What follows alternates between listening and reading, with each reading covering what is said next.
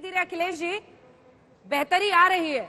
अब ये तो इंडस्ट्री की तरफ से एक आवाज आपने अभी सुनी है, लेकिन ये सच है जो मनीष तिवारी जी कह रहे हैं कि एक बहुत बड़े आर्थिक संकट का हमने मुकाबला किया है अखिलेश जी, और उस आर्थिक संकट से निकलने में आगे बहुत मुश्किलें हैं, लेकिन वी शेप्ड रिकवरी जो सरकार कह रही है होता हुआ दिख रहा है आपको? देखिए, ये सरकार जब से आई है ना सत्ता में, तब से सिर्फ इवेंट मैनेजमेंट पे ध्यान देती है और हर बार एक जब समस्या आती है तो उसका एक नया जुमला शब्द इजाद करती है। 2021 का जुमला शब्द है वी शेप रिकवरी। भाई पिछले 37 महीनों से तो ये तो डाउन शेप रिकवरी चल रही है देश में, कोविड के 2 साल पहले से ही, और अब लगभग 7 साल होने जा रहे हैं सरकार के, तो क्षमताओं पे बहस नहीं की जा सकती। 7 साल में सबकी क्षमताएं दिख जाती हैं कि आप किस लायक हैं और क्या क्या कर सकते हैं आप। इकोनॉमी तभी मजबूत होती है कि जब लोगों की बाइंग कैपेसिटी बढ़ती है। बाइंग कैपेसिटी बढ़ाने के 2 ही तरीके हैं, या तो जेब में पैसे आए सरकार दे, या वो नौकरी पावें। न सरकार जेब में पैसे दे रही है, जिनकी नौकरी थी उनकी नौकरी छीन गई, खत्म हो गई एमएसएमई सेक्टर के तमाम लोगों की, और सरकारी जो नौकरियां हैं वो भी छीन रही हैं, वो भी कम होती जा रही हैं, रिटायर करते जा रहे हैं, पीएसयू बेचते जा रहे हैं। तो जब बैंक कैपेसिटी लोगों की बढ़ेगी नहीं, नौकरियां लोग पाएंगे नहीं, कारोबार तभी तो बढ़ेगा जब लोग कुछ खरीदने की ताकत में आएंगे। तो वो सरकार खुद ही रिवर्स करती जा रही है, तो हम क्या करें, कैसे अपेक्षा करें? पिछले 7 सालों में तो देख ही लिया आपने, सिर्फ कर्जा लेकर के, जो 67 सालों में देश ने जितना कर्जा नहीं लिया उतना कर्जा आदरणीय मोदी जी ने 6 वर्षों में लिया, 60 लाख करोड़ का कर्जा लिया। तो ये सारी चीजें अब 1 घंटे में अभी और दिखेगा। हम उम्मीद तो हमेशा करते हैं बेहतरी की, लेकिन कब तक उम्मीद की जाए? एक सरकार के 6-7 साल बहुत होते हैं, लेकिन आप देखिए हर कोई परेशान हुआ।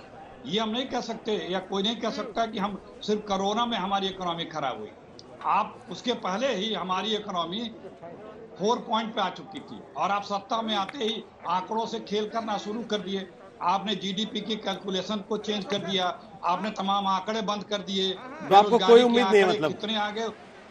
नहीं, उम्मीद तो हम कर रहे हैं, लेकिन पिछला 7 साल में क्या हुआ? अभी भी कोई बहस की आवश्यकता है क्या कि अच्छा करेंगे कि बुरा करेंगे? भाई किसी को पहचानने में, काबिलियत जानने में 7 साल का उसका क्रियाकलाप कार्यकाल सफिशिएंट होता है। रोहित सरदाना जी, हम तो चाहते हैं कि सुधारें, अच्छा करें, नौकरियों पे रोक जो लगा रखी है भर्ती करें, लोगों को जेब में पैसे डालें। फिर भी आप कह रहे हैं आपको उम्मीद है? तो तभी से सुझाव दे रही है। जब तक आप बाइंग कैपेसिटी नहीं बढ़ाएंगे, इसी में बढ़ा दें। जब बाइंग कैपेसिटी आप बढ़ाएंगे, तब जब आदमी की परचेजिंग पावर बढ़ेगी, तब रोजगार की डिमांड बढ़ेगी, फिर नौकरियां बढ़ेंगी। मैंने आपको बताया ना, 2 ही तरीके हैं, या तो कैश ट्रांसफर कर दीजिए, या नौकरियों में इजाफा कर दीजिए। जो नौकरियों में कटौती करते जा रहे हैं, लेकिन जब आप ये दोनों नहीं करेंगे ठीक है। गौरव भाटिया जवाब देना चाहते हैं आपकी बात का। गौरव जी जवाब दे दीजिए।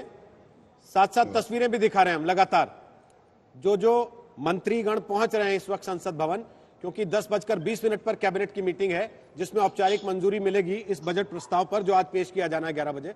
हम तस्वीरें भी लगातार दिखा रहे हैं। गौरव भाटिया जवाब दे दीजिए। देखिए, ऐसा है, 2 घंटे पहले से कांग्रेस के प्रवक्ता और कांग्रेस पार्टी का मातम शुरू हो गया।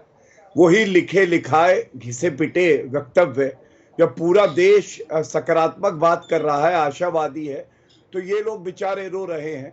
और रोहित जी, मैं इतना ही कहूंगा, जब कांग्रेस के फेफड़े खराब हो गए तो हवा में कितना ऑक्सीजन है इससे फर्क नहीं पड़ेगा, क्योंकि वो ऑक्सीजन इनके फेफड़े ले नहीं पाएंगे। लेकिन देश की जो स्थिति है, सुधार है, वो सबको दिख रहा है। और एक अच्छी बात मैं आपको बताऊं कि जो हमारा टैक्स रेवेन्यू कलेक्शन है वो बढ़ रहा है, जिसका एक उदाहरण जैसे जीएसटी ले लीजिए। जनवरी में 1,20,000 करोड़ हुआ, ये पहले से भी बेहतर है। ये क्या दिखाता है कि टैक्स रेवेन्यू बढ़ रहा है। सरकार स्पेंडिंग बढ़ाए, उससे भी लाभ होगा, जो इकोनॉमिक सर्वे रिपोर्ट में आया है। और हमारी प्राथमिकता कई जो है दिशाओं में रहेगी, रूरल इंफ्रास्ट्रक्चर हो, चाहे किसान हो, चाहे नौजवान हो। और इसी बात का इन्हें दर्द है कि इतनी जल्दी हमारी, मेरा सवाल ये है कि मैं आपकी सारी बातें मान लूं गौरव जी। गौरव जी, क्या है ना, हम आपसे कहते हैं कि देखो पेट्रोल का दाम ऐसे ऊपर जा रहा है, आप कहते हैं कि देखो सेंसेक्स ऊपर जा रहा है। हम कहते हैं कि देखिए गैस सिलेंडर का दाम लगातार ऊपर जा रहा है, आप कहते हैं देखो सेंसेक्स ऊपर जा रहा है। मैं उत्तर देता हूं, धन्यवाद। देखिए, सबसे पहले तो अगर किसी वस्तु का दाम ऊपर भी जा रहा है तो ये ईमानदार सरकार है। पिछली सरकार की तरह नहीं कि घोटाले, एक एक रुपया जनता की भलाई के लिए लगता है, चाहे मनरेगा हो, चाहे किसान सम्मान निधि हो, 1,20,000 करोड़। और दूसरी बात, इन्फ्लेशन जो है ना, कांग्रेस की सरकारों में 10 से 11% रहता था। यहां पे हमने देखा महामारी से लड़ते हुए भी इन्फ्लेशन की दर जो है वो 3 से 4.5% के बीच में रही, 5% के बीच में रही। इसके साथ जो एक डिसिप्लिन होता है, फिस्कल डिसिप्लिन, वो मेंटेन करते हुए हमारा जो डेफिसिट है वो भी हमने बढ़ने नहीं दिया। जो कभी कांग्रेस के समय में 5 और 5.5% होता था, वो हमेशा हमने 3.5% से लेके 4% के नीचे रखा, पेंडिंग बढ़ाते हुए। ये क्या दर्शाता है? ये दर्शाता है जो नीतियां हैं उसमें क्लैरिटी है और ये हमारी अर्थव्यवस्था को मजबूत कर रही है।